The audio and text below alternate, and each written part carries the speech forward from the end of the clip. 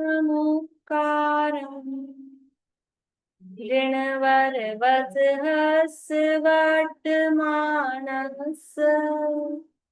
दंसनमग्गं गच्छामि जहाकं समासेनु कर्णमन जिनवर वृषभेवं वीर श्री वर्धमान को संक्षिप्त दिग्दर्शन यथाक्रम करूं दर्शन मातृका।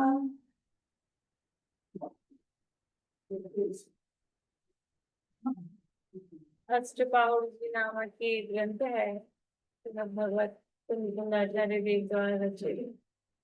इसके अंतर्गत पहला जो दर्शन पाहुड़ है उसकी चर्चा यहाँ अपनी चल रही है और उसमें भी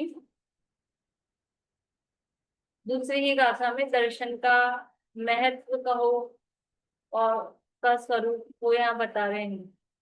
वास्तव में तो दर्शन का महत्व बताया है कि क्या है कि दर्शन मूलो धम्मो, ये कहा है दर्शन है वो धर्म का मूल है। ये दर्शन का महत्व इसमें बताया है। गाथा और पद्यानुवाद का पाठ करते हैं। पेज नंबर 3 पर है गाथा, दूसरी गाथा। दंसण मूलो धम्मो उगेठो जिणवरे से साणम तम सोण सगण्णे दंसणहीनो न वन्देभ्यो सद्धर्म का है मूल दर्शन दिन वरेंद्रों ने कहा हे कान वालों सुनो दर्शन दीन वंदन योग्य। दर्शन है वो धर्म का मूल है और दर्शनहीन की वंदना नहीं करनी चाहिए। तो जो हम भावार्थ पढ़ रहे हैं ना, तो भावार्थ किस दिशा में जा रहा है? हवादारी आप लोगों को बराबर? आप लोग अंदर तो सही जाएगी, बाहर भी थोड़ा सा लगेगा। ये जो भावार्थ लिखा जा रहा है ये किस दिशा में ले जा रहा है कि गाथा में जो कहा है, गाथा में क्या कहा है? दंसनहीनो न वंदितो, दर्शनहीन की वंदना नहीं करनी चाहिए। यानी कल जो अपना प्रकरण चला वो किस जगह जा रहे हैं? जो कहा ना कि जो व्यवहार है वो व्यवहार किस प्रकार से लागू पड़ेगा। यदि हम पहले तो दर्शन का निर्णय करें कि दर्शन क्या है और फिर वो दर्शन जिसमें पाया जा रहा है वो तो वंदना के योग्य है और जो दर्शनहीन है उसकी वंदना नहीं करनी चाहिए। तो यहाँ पर इसको यानी सम्यक दर्शन कैसे प्रकट होगा और किस प्रकार से होगा, यहाँ वो वाली चर्चा नहीं है। यहाँ तो सबसे पहले व्यवहार ठीक कर रहे हैं। ये व्यवहार ही ठीक नहीं होगा। कल जो बात अपनी चल रही थी कि पहले व्यवहार होता है कि पहले निश्चय होता है, कि अगर बाहर में अब कहेंगे उसको व्यवहार नहीं, व्यवहार कहने की पद्धति है लेकिन समझना क्या है, कहना वो एक अलग तरीका होता है लेकिन समझते क्या है। ये सब लोक व्यवहार मतलब ऐसा चलता है। कहेंगे क्या, मैं आपके घर आऊं मिला अभी,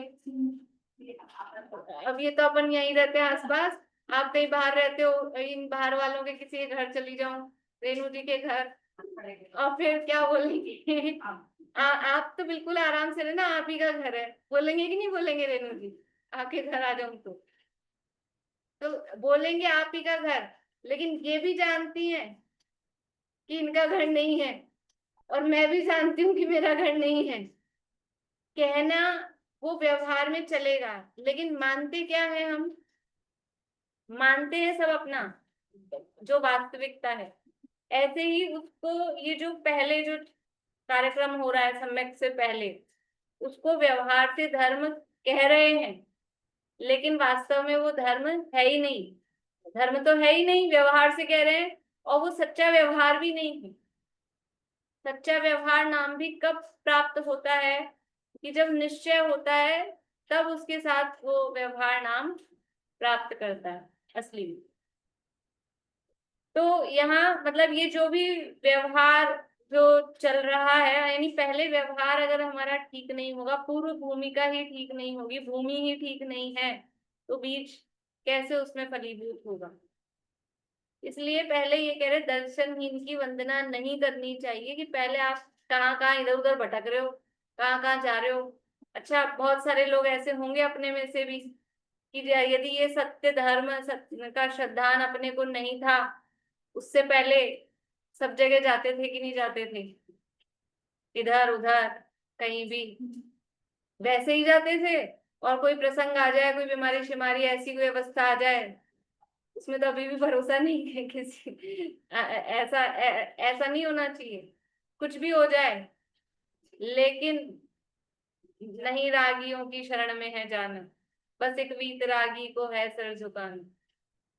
और कोई दर्शनहीन जो है वो वंदना के योग्य नहीं है। ये पहले अपना बाहरी मान्यता ठीक कर रहे हैं। बाहरी मान्यता ठीक नहीं होगी तो अंदर की मान्यता कैसे ठीक होगी? मोटा कचरा हटाओ नहीं आप, और फिर बारीक कचरा तो हटाया नहीं, पोछा लगाना चालू कर दिया, कैसे होगा? सफाई कैसे होगी? इसलिए यहाँ मतलब ये उस तरफ से भावार्थ में भी जो ले जा रहे हैं ना, वो उसी दिशा में ले जा रहे हैं। देखिए पेज नंबर 7 पे आ गए थे अपन। Page number 7, अष्टपाउली। बस एक बार आज आज और इस पैराग्राफ को वापस पढ़ रही हूँ। अनेक लोग कहते हैं कि सम्यक्त तो केवली गम्य है, इसलिए अपने को सम्यक्त होने का निश्चय नहीं होता, इसलिए अपने को सम्यक दृष्टि नहीं मान सकते। परंतु इस प्रकार सर्वथा एकांत से कहना तो मिथ्या दृष्टि है।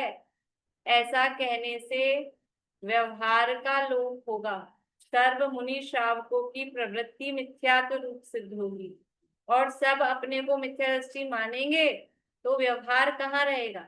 यदि हम सच्चे देवशास्त्र गुरु को मान रहे हैं, पूज रहे हैं, और इस अपेक्षा भी हम सम्यक दृष्टि का मतलब ये है कि हमारा देवशास्त्र गुरु की तरफ का श्रद्धांत सच्चा है।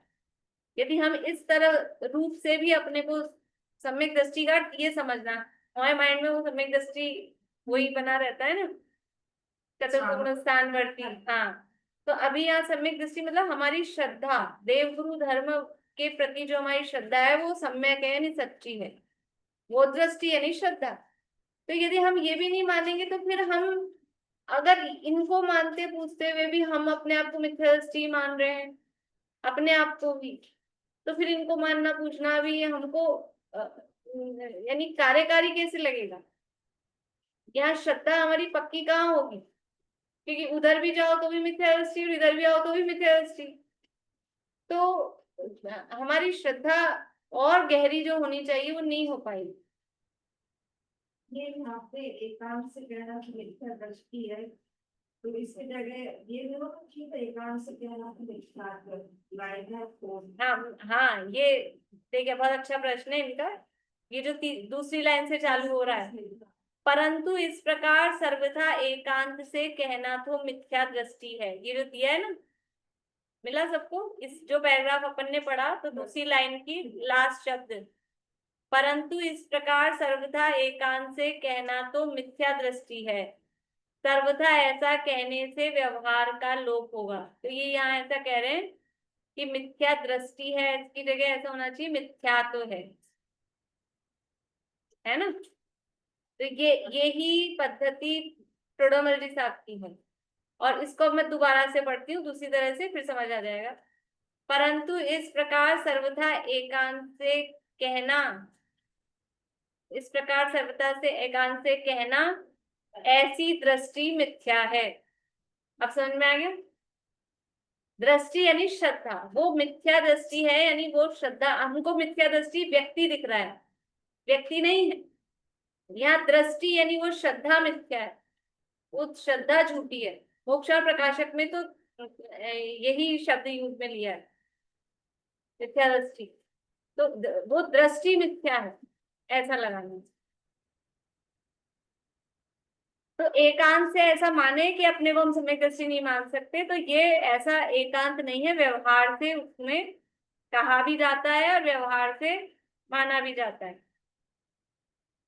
सर्वथा ऐसा कहने से व्यवहार का लोप होगा, सर्व मुनि श्रावकों की प्रवृत्ति मिथ्यात्व रूप सिद्ध होगी और सब अपने को मिथ्या दृष्टि मानेंगे, तो व्यवहार कहाँ रहेगा।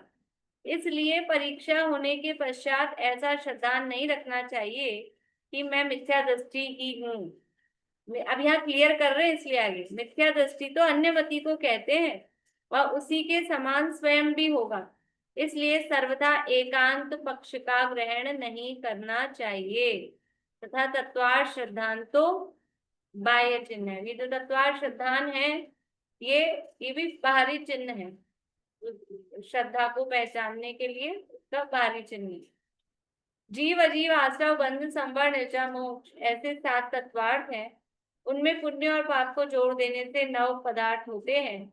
उनकी श्रद्धा अर्थात सन्मुखता, रुचि अर्थात तद्रूप भाव करना तथा प्रतीति अर्थात जैसे सर्वज्ञ ने कहे हैं तदनुसार ही अंगीकार करना और उनके आचरण रूप क्रिया, इस प्रकार श्रद्धानादिक होना तो सम्यक्त्व का बाह्य चिन्ह है। यानी जो ये 7 तत्वार्थ या 9 पदार्थ कहे हैं, उनकी श्रद्धा,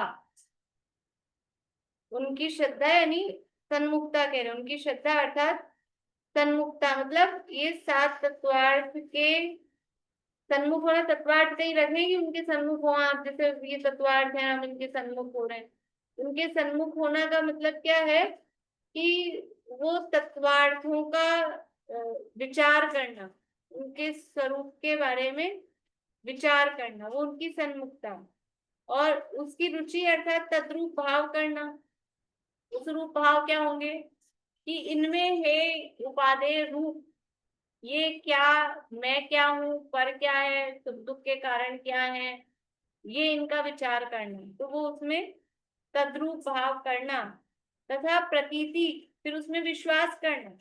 देखो तद्रूप भाव करना यानी ये जो जो कहा तत्वार्थों के सन्मुख होना यानी तत्वार्थों को जानना, फिर उसमें तद्रूप भाव करना कि उनका जो स्वरूप है वो स्वरूप विचारना, और फिर क्या विचार करना कि आगे कह रहे प्रतीति जैसे सर्वज्ञ ने कहे हैं तदनुसार ही अंगीकार करना।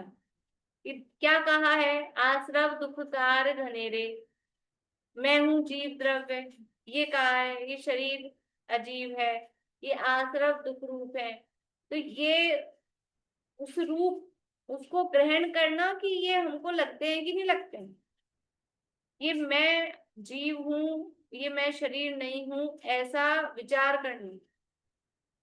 और ये जो कहा है पढ़ तो लेते हैं, गा तो लेते हैं, आश्रव दुख कार घनेरे, अभी चालू हो जाएंगे सब लेकिन ये लगता है कि नहीं लगता है हम, यह राग आग दहे सदा ताते समम से ही टेप रिकॉर्ड की तरह से आगे चालू हो जाता है रटा हुआ तो है लेकिन वो राग आग लगता है क्या, या फिर हमें राग है वो ठंडी बर्फ जैसा बढ़िया लगता है, कुल्फी आइसक्रीम जैसा लगता है, कैसा लगता है, कुल्फी जैसा लगता है राग में ही तो मजा आता है, घर गृहस्थी के राग में मजा आता है, यहाँ भी आओ ना मंदिर में तो भी राग में मजा आता है। दोनों मैं ही एक बात बोलूं, में भी राग, हाँ दोनों का ही रहता है, हाँ दोनों एक का बात रहता है। बोलूं, हाँ। अगर गृहस्थी में राग नहीं करे ना तो बोले कि ये मतलब ये मतलब व्यवहारिक नहीं है, फैमिली ओरिएंटेड नहीं है, अरे इस तरह वो के। वो करे नहीं वो तो होगा ही, लेकिन बात है लगने की। लगता क्या है, ये हमको हम हमको मजबूरी में राग करना पड़ रहा है, दिखाने के लिए करना पड़ रहा है, ऐसा नहीं है। दादा ने एक उदाहरण दिया है धर्म के 10 लक्षण में कि एक दादाजी को खांसी थी, खांसते रहते थे। तो लोगों ने कहा भाई साहब दादाजी इलाज करा लो, लड़ाई की जड़ खांसी और रोग की जड़ खांसी। तो बोलते नहीं ये खांसी तो अच्छा है, बहू बेटियों का घर है, आते जाते रहते हैं, खांसते खगाड़ते रहते हैं, तो अच्छा रहता है। तो भाई अगर तुम्हें बहू बेटियों के लिए खांसना खगाड़ना है कि भाई हम खांसते खगाड़ते आते हैं तो सावधान हो जाती हैं, ऐसे वैसे कैसे भी बैठी हो, तो पुराने जमाने की बात है। तो बोले उसके लिए तो नकली भी तो खांस सकते हो, ये असली खांसी रखोगे तो रोग की जड़ खांसी, खांसी लंबे समय तक बनी रहेगी, टीबी हो जाएगी, टीबी का लक्षण है। तो ऐसे ही ये कि साहब आप जो कह रहे हो ना कि साहब घर गृहस्थी में राग नहीं करें तो वो ऐसा कहते हैं वैसा कहते हैं, तो उनके कहने के लिए तो आप नकली राग कर लो, आप मानो तो आप छोड़ो तो सही अंदर से। नहीं, वो कहते जब असली खांसी है तो मैं नकली क्यों करूं। हाँ आगे का तो वो दादाजी क्या कहते हैं, जब असली खांसी है तो नकली क्यों करें, अपने पास ओरिजिनली खांसी है, तो हमारे पास ओरिजिनली राग है, अंदर से ही निकलता है, राग आता है अंदर से। लेकिन वास्तव में जो जितना भी दुख है, जो भी दुख का कारण है, वो क्या है, राग के कारण ही तो दुखी होते हैं। जो भी कष्ट है, जहां भी जैसा भी, वो सब राग ही है। तो राग शब्द कहा है, उसमें द्वेष मोह वो सब इंक्लूडेड है जहां भी। और द्वेष के पीछे भी राग ही होता है, जब बिना राग के अकेला द्वेष होता ही नहीं है, राग लास्ट तक रहता है, द्वेष तो बहुत पीछे छूट जाता है। इसलिए ये जो जो कहा है यहाँ, जो कह रहे हैं कि ये जो नव पदार्थ हैं उनकी श्रद्धा, श्रद्धा का मतलब क्या है, वास्तव में श्रद्धा का यहाँ सन्मुखता दिया है, लेकिन श्रद्धा का मतलब क्या है कि इसमें से जो मैं कहती हूँ तत्वार्थ श्रद्धानम, तो श्रद्धान का क्या अर्थ कि क्या उपादेय है और क्या है, क्या ग्रहण करने योग्य है और क्या छोड़ने योग्य है, उसका नाम है श्रद्धा। तब तो हमको श्रद्धा हुई है, और नाम रट सीख लिए और सब रट लिए और भेद प्रभेद खूब जान लिए, इसका नाम श्रद्धा नहीं जब तक उसमें हे उपादेय नहीं समझा। और फिर कह रहे तदनुसार अंगीकार करना और उनके आचरण रूप क्रिया, कि आपने ये 7 तत्व समझ लिए, आश्रव दुखकार है, और ये जो संवर है ज्ञान और वैराग्य है ये सुखरूप है, ये अपने को समझ में आ गया, तो तदनुरूप क्रिया हो रही है कि नहीं हो रही है, कि राग ही राग बढ़ रहा है जीवन में और बढ़ रहा है, और ज्ञान वैराग्य का ठिकाना ही नहीं है, उसमें आफत लगती है, तो तदनुरूप क्रिया नहीं हो रही। तो जैसा सर्वज्ञ ने कहे हैं उसी अनुसार अंगीकार करना, ये उसकी श्रद्धा, वही रुचि और वही प्रतीति, तदनुसार अंगीकार करना, श्रद्धा कहो रुचि कहो प्रतीति कहो, सब एक अर्थवाची है। और उनके आचरण रूप क्रिया, इस प्रकार श्रद्धानादिक होना, सो सम्यक्ता बाह्य चिन्ह। श्रद्धानादिक यानी श्रद्धान ज्ञान और आचरण, तीनों श्रद्धान आदि लिखा है ना, तो श्रद्धान वो उसकी रुचि हो, उसका ज्ञान हो, और तदनुसार क्रिया भी कुछ ना कुछ तो होती है, भले ही बाहर दिखे ना दिखे, लेकिन अगर श्रद्धान हमारा बदला है तो कुछ ना कुछ थोड़ा बहुत भी माइनर, वो सबको पकड़ में भले ना आए, लेकिन उस तदनुसार थोड़ी क्रिया भी होती, क्योंकि तीनों की दिशा एक ही है, एक ही दिशा में होते हैं। श्रद्धान किसी और दिशा में हो और ज्ञान और क्रिया किसी और दिशा में हो, ऐसा नहीं होता। जिधर आंखें उधर ही हृदय, उधर ही पैरों का पंजा, ऐसा नहीं होता उल्टा, वो चुड़ैल का हो जाएगा। पैरों का पंजा पीछे, आंखें इधर है, ऐसा नहीं होता, वो तो कल्पना है, मतलब ऐसा नहीं होता। जिधर आंखें हैं उधर ही ये हृदय है, उधर ही पैर है। सामान्य जो स्वस्थ है, अब कोई कर्मोदय से किसी का उल्टा पुल्टा कुछ इस तरह का हो, वो एक अलग बात है, लेकिन एक ही दिशा में होते हैं। ऐसे ही श्रद्धान, ज्ञान और आचरण, इन तीनों की दिशा एक ही होती है। यदि श्रद्धान सम्यक हुआ है तो ज्ञान भी आपका सम्यक है, और कुछ ना कुछ तदनुसार वो क्रिया परिणति होती ही है। देखिए, तो ये उनकी श्रद्धा अर्थात सन्मुखता, रुचि अर्थात तद्रूप भाव करना, तथा प्रतीति अर्थात जैसे सर्वज्ञ ने कहे हैं तदनुसार ही अंगीकार करना, और उनके आचरण रूप क्रिया इस प्रकार श्रद्धानादि होना, सो सम्यक का बाह्य चिन्ह है। तथा प्रशम, संवेग, अनुकंपा, आस्तिक्य भी सम्यक्त्व के बाह्य चिन्ह है। देखो, बाहरी बाहरी चिन्हों की बात कर रहे हैं, अंतरंग चिन्ह और प्रमुख चिन्ह वो तो अनुभूति है, और वो भी व्यवहार से कह रहे हैं, उसको भी बाह्य चिन्ह कह रहे हैं, क्योंकि वो दो गुण अलग अलग कहे, लेकिन फिर भी वो तो अंतरंग चिन्ह है।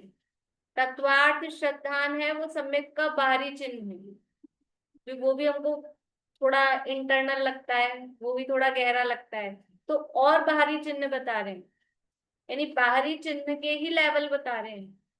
बाहर से पहचाने कैसे, स्वयं का सम्यक और दूसरों का सम्यक। दूसरों का तो पहचानना वो कहीं जहाँ पूज्यता की बात हो बस इसलिए निर्णय करना, बाकी किसी पे हमको ठप्पा लगाना है उसके लिए नहीं। स्वयं के सम्यक की पहचान करना, और दूसरे का इसलिए कि हमारी श्रद्धा गलत स्थान पे ना जाए, क्योंकि दंसनहीनो न वंदिव्यो कहा है, दर्शनहीन की वंदना नहीं करनी, इसलिए दूसरे का पहचानना। बाकी ये व्यक्ति सम्यक दृष्टि है, ये मिथ्या दृष्टि है, और इसके अपने को पोस्टर लगाने हैं, ऐसे काम के लिए नहीं उनकी परीक्षा करनी है। तो अब ये बाहरी चिन्ह बता रहे हैं जो काफी मतलब बाहरी हैं, जो बाहर से समझ में आते हैं। प्रशम, संवेग, अनुकंपा, आस्तिक्य, ये भी सम्यक्त्व के बाह्य चिन्ह है। वहां प्रशम किसे कहते हैं वो बता रहे हैं, अनंतानुबंधी क्रोधादि कषाय के उदय का अभाव तो प्रशम है। प्रशम अर्थात शम, शम बोलते हैं शमन करना, कषायों का शमन, और वो प्रशम प्रकृष्ट रूप से, उत्कृष्ट रूप से। तो ये जो कषाय हैं, इन कषायों का अनंतानुबंध, अब यहाँ भी देखो चिन्ह दे रहे हैं, लेकिन स्थूलता से नहीं दे रहे हैं। अनंतानुबंधी कषाय के उदय का अभाव, क्योंकि सम्यक का चिन्ह बता रहे हैं।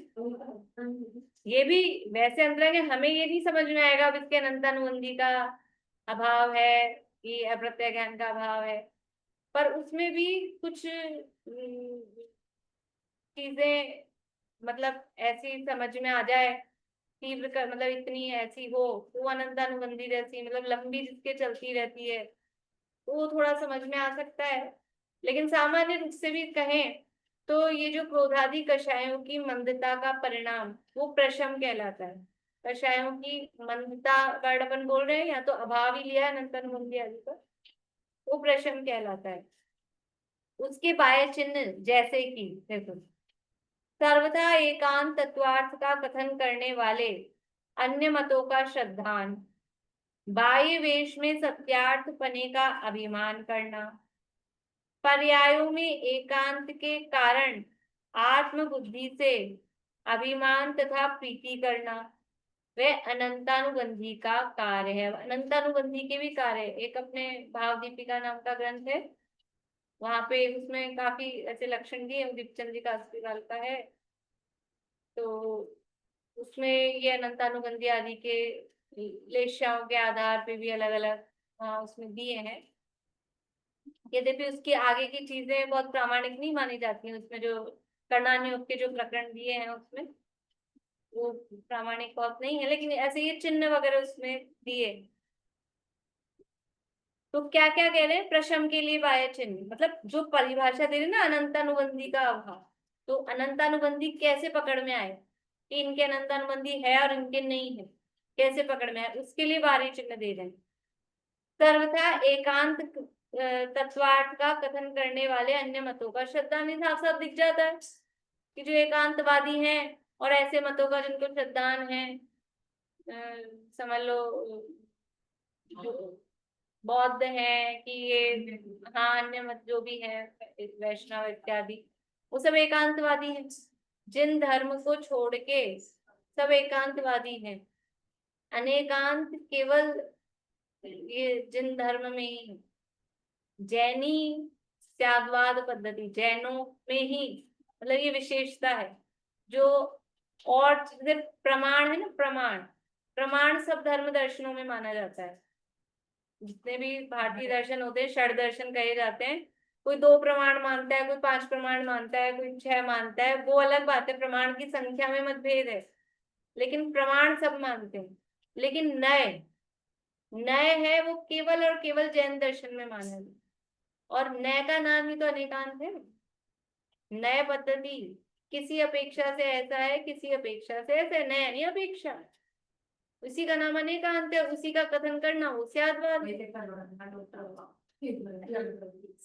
गुड़कना लोटा तो तब होना कि जब हमारे पास आधार नहीं हो, बिना आधार के हम इधर किसके और उधर किसके, तो गुड़कना लोटा हो। लेकिन यहाँ तो आधार, ये हमको दिखता है कि नहीं दिखता है कि वस्तु द्रव्य की अपेक्षा नित्य है, ये समझ में आता है कि नहीं आता, और पर्याय की अपेक्षा अनित्य है, ये दिखता है। अब यही तो जो वस्तु स्वरूप है उसका कथन करना वो जैन दर्शन है। जैन दर्शन कोई अलग से बाड़ा संप्रदाय कोई चलाया हुआ ऐसा नहीं है। जैन दर्शन का मतलब है, जैन दर्शन का मतलब है जो प्रकृति है, जो वस्तु का स्वरूप है, उसका नाम जैन दर्शन। बोलिए रेणु।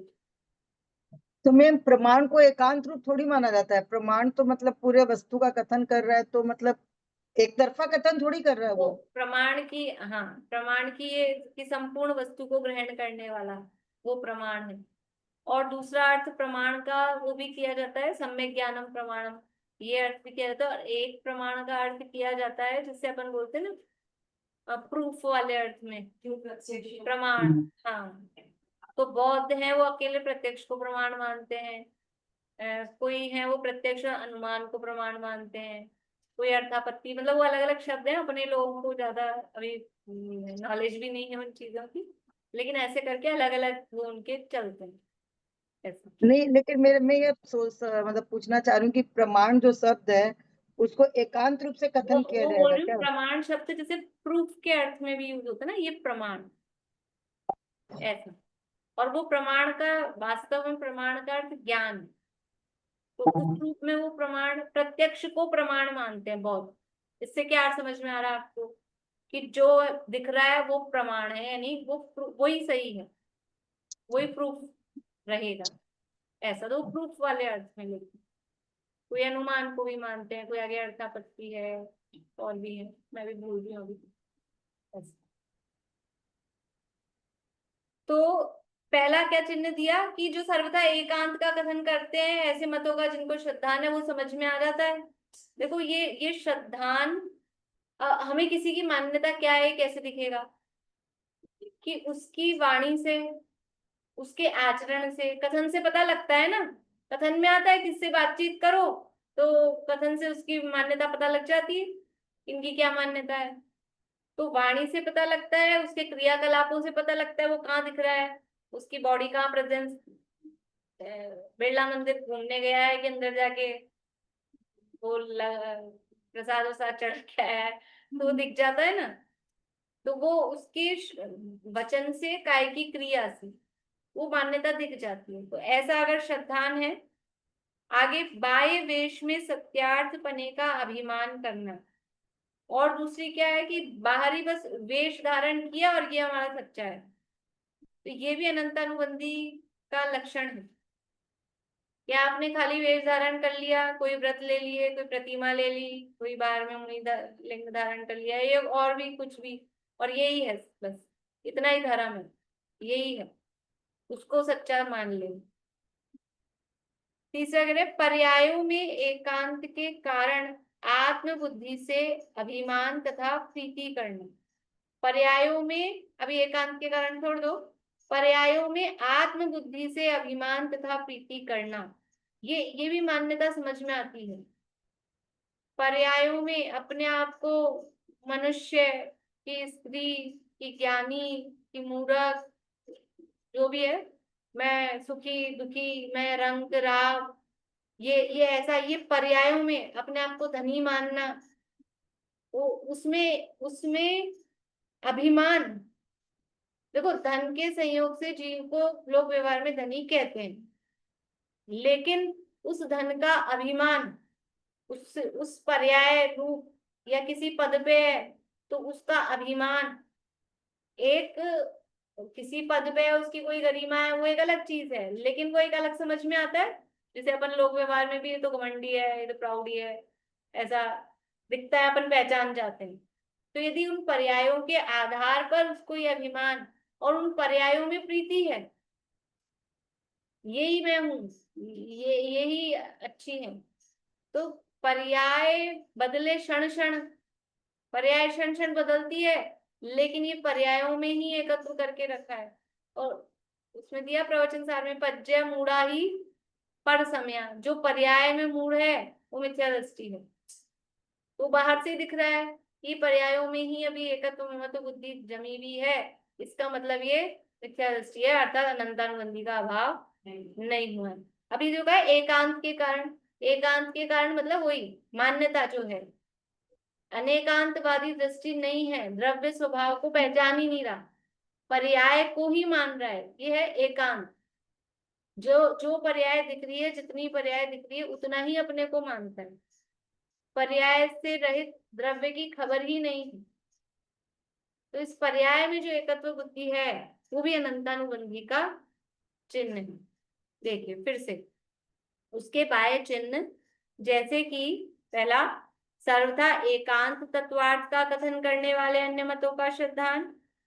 दूसरा, बाह्य वेश में सत्यार्थ बने का अभिमान करना।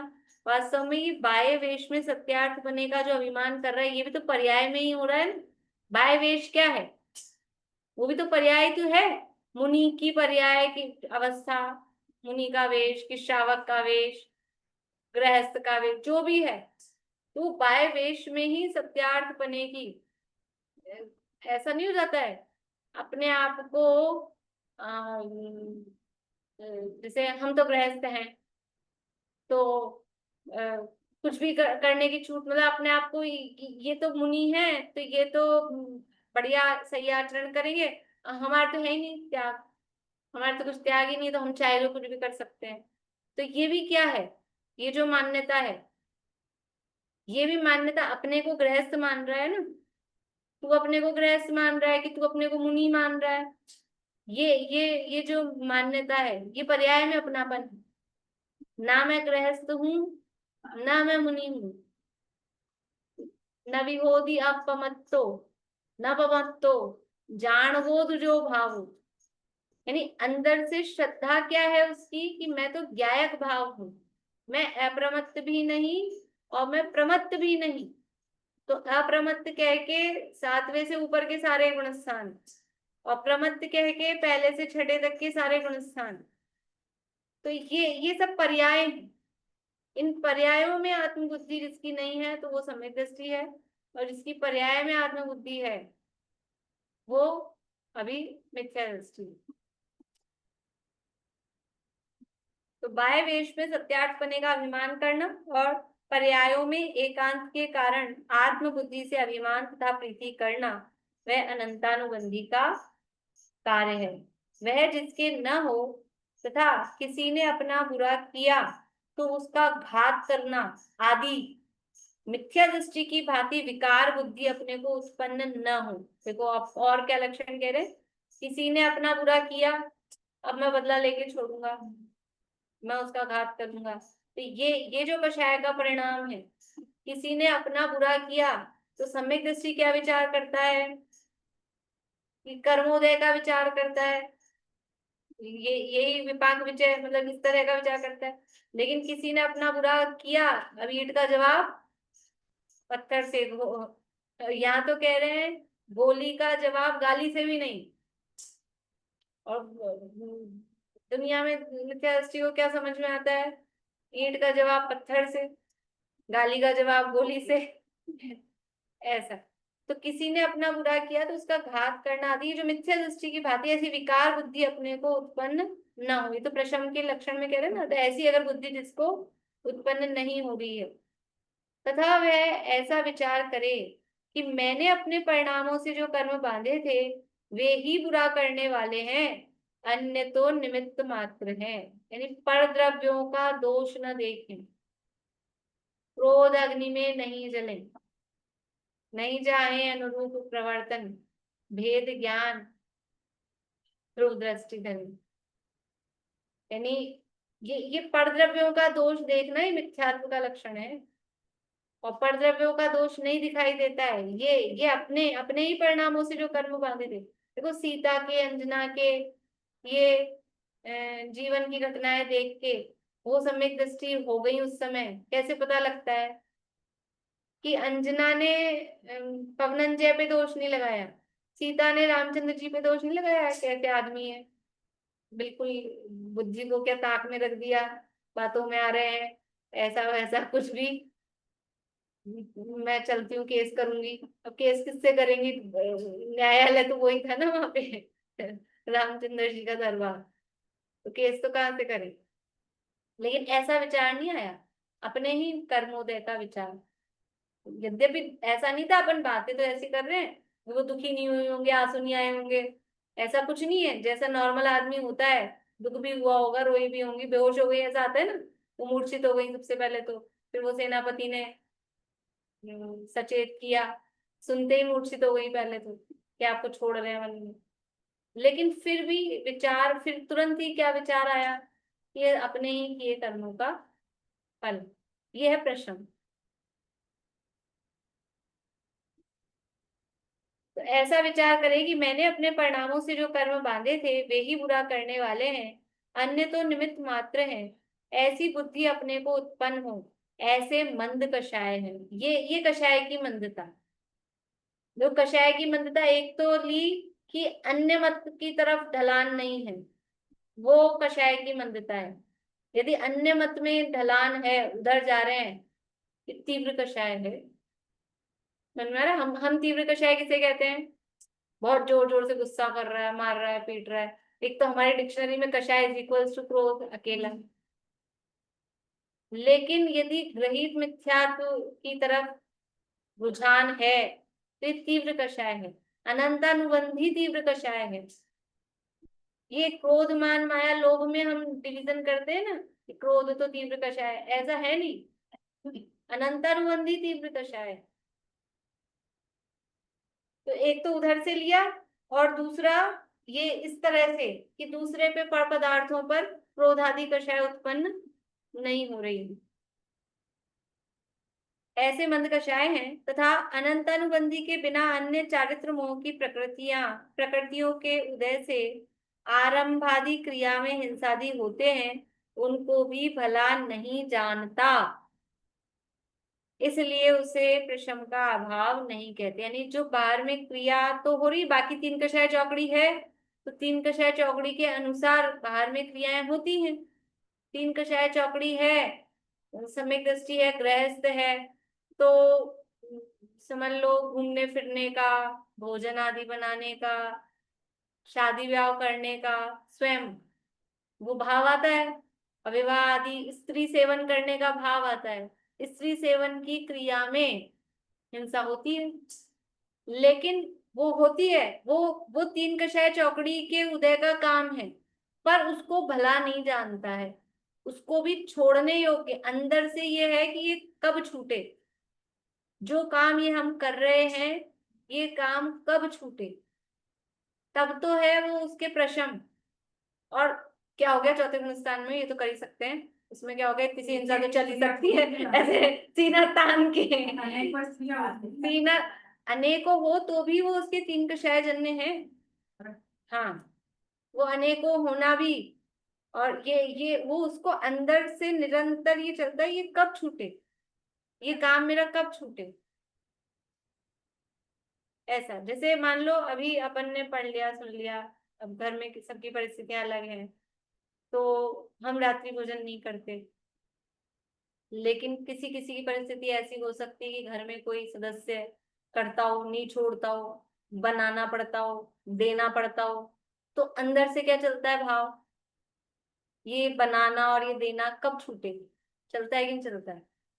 तो ये चल रहा है जब, तो ठीक है, मतलब वो प्रश्न अभी उदाहरण में तो उसको प्रश्न में ले रहे हैं। और अब क्या हो गया, घर वाले हैं तो कर्तव्य है हमारा घर वालों का करना, देना ही पड़ता है, देना ही चाहिए, ऐसा सीना तान के, और उसको वो खेद ही नहीं करते, तो अभी प्रश्न नहीं। ऐसा सम्यक दृष्टि, भले ही वो 96,000 कर रहा है शादी, लेकिन अंदर में निरंतर बिल्कुल उससे डिटैच है, जड़ कटी हुई है, विरक्त, इसलिए उससे प्रशंसा भाव नहीं कहते। इस तरह से ये बाहरी चिन्ह, सम्यक के बाहरी चिन्ह, दूसरे के पहचानने के पहले अपने को पहचानना, दोनों के लिए कह रहे हैं, लेकिन अपने को सम्यक है उसके पहचान के लिए, और फिर वंदना आदि के व्यवहार के लिए दूसरे की पहचान के लिए बाहरी चिन्ह यहाँ पर बता रहे हैं। शेष चर्चा आगे करेंगे।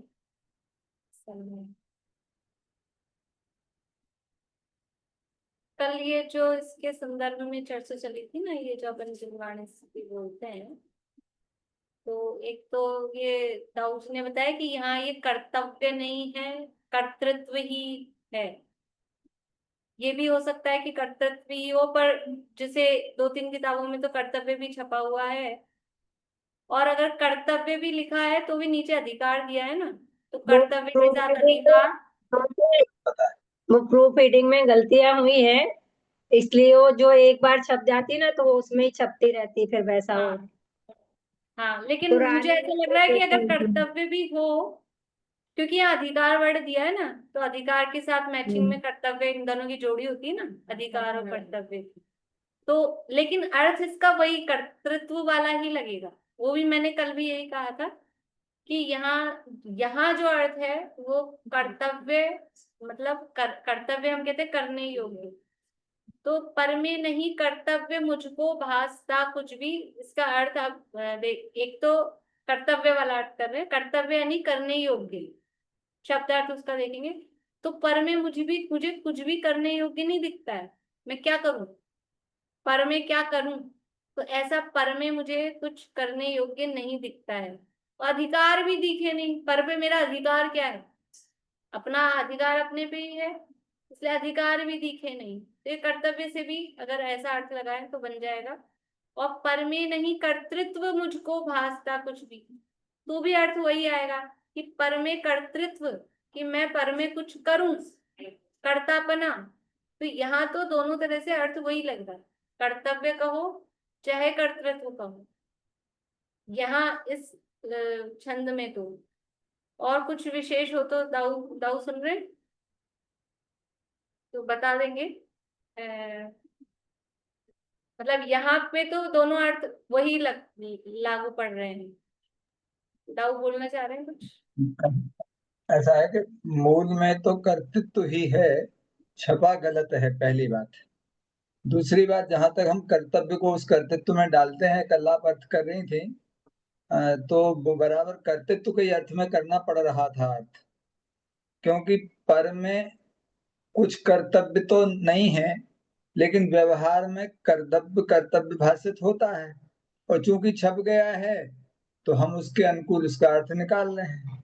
लेकिन मेरी पंडित साहब से सेम बात हुई है, कर्तृत्व ही है। मैं उनके मिल रहा हूँ, पूरा पढ़वा के आया था, इसलिए मूल में तो कर्तृत्व ही लिखा है पंडित साहब ने। अपन को मूल रचना के आधार से मिलाएंगे तो वैसे भी कोई अर्थ में बदलाव नहीं। बढ़िया। तो ये और अपने ने जहाँ से लिया अधिकार की है, बात ये है। कर्तव्य वाला छपा हुआ है, आपने भेजा है ना मुझे, हाँ, मैंने कर्तृत्व, भेजा, तो मैं उसको मैंने इस पे ले भेजा। लूंगी, तो अपन कर्तृत्व ही बोलेंगे फिर। हाँ हाँ, अर्थ तो यहाँ कर्तृत्व का ही लगना है, अर्थ तो इसलिए वही। कर्तृत्व लिखो। बिल्कुल ठीक है, धन्यवाद। तो इस तरह से ये कल जो अपनी चर्चा हुई थी, अब जिनवाणी स्तुति करते हैं अपन। और जो आपने बनाया सेम वही, हाँ हाँ वो सेम ही आता सर। पर में नहीं कर्तृत्व कुछ भी, भासता कुछ भी, अधिकार भी दिखे नहीं जग में, अड़े कुछ भी। निज आद्य रंग मेरी दिखे प्रभुता मुझे मेरी निर्भयता की भावना अब हो सफल मेरी बीते अहो आराधना में हर घड़ी मेरी।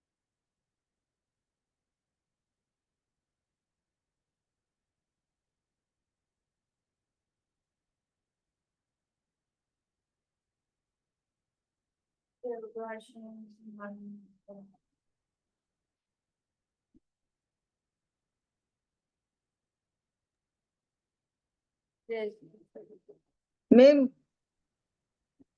बोलिए। एक बार ना ये 23 नंबर की गाथा बोलना चाह रही हूँ आपके सामने। अभी नहीं, अभी आप 1 अलग मिनट से बोलिए। 1 मिनट लगेगा। आवाज आ रही है? हाँ हाँ, बोलिए जल्दी। क्षीणोदयेन उद्विद्ये सोवधिकम्मं करेदि जप जपद्य निद्रानिदुदयेन य नैदिठ्ठिम् उद्गाटितुं शक्को। ठीक है, ठीक है। Thank you ma'am.